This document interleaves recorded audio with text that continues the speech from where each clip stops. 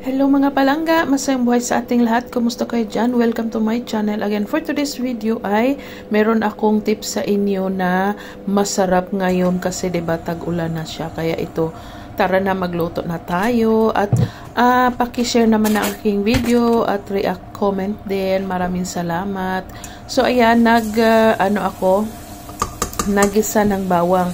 Pero itong bawang, gawin ko siyang yung pang garnish or topping, yung i-crispy ko muna siya, tapos tatanggalin ko lang siya, ayan, tatanggalin ko lang siya, tapos ipatuyo doon sa paper towel, so para magamit mamaya pagka so ko lang siya, parang igisa or iprito ko lang yung chicken ko ay nakamarinate na siya ng overnight.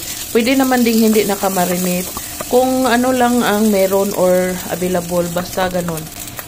Tapos igisa siya, tapos nilagyan ko siya ng minced garlic at saka minced ginger. Yung ginger ko kasi ay ayaw ko kasi yung mamulot pa ako ng ginger mamaya or luya pagka kakain na, kaya inano ko siya, ini-slice ko siya ng sobrang liit para makain ko na lang siya. Tapos nilagyan ko ng 1 cup ng rice, tapos lagyan lang siya ng water. Yung water ko, kapag nagluluto ako, yung water na ginagamit ko is boiled water na yan siya. Hindi ako gumagamit ng fresh.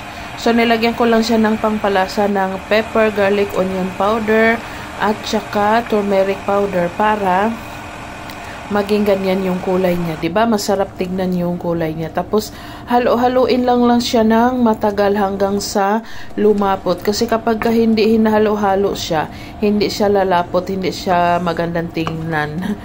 Dapat yung food natin hindi lang masarap, maganda din siya tignan, 'di ba? Tapos nilagyan ko siya ng patis or fish sauce. Yan yung pinantimpla ko sa aking arroz caldo. Yes, arroz caldo yung ko sa inyo.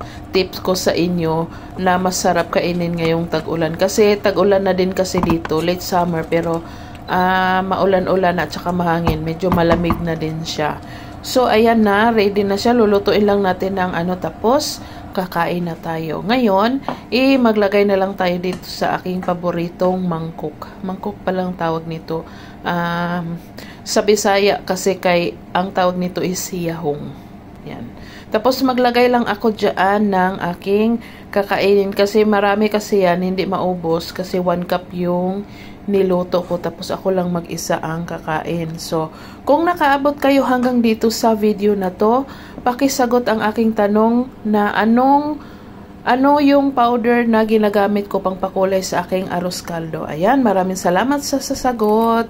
Ayan na yung crispy garlic kanina na ginawa ko. Nilagay ko dyan pang garnish, pang toppings para maganda siya tignan. Tapos nilagyan ko siya ng yung maliliit na spring onion. So ayan, maraming salamat sa mga nanood. Bye-bye!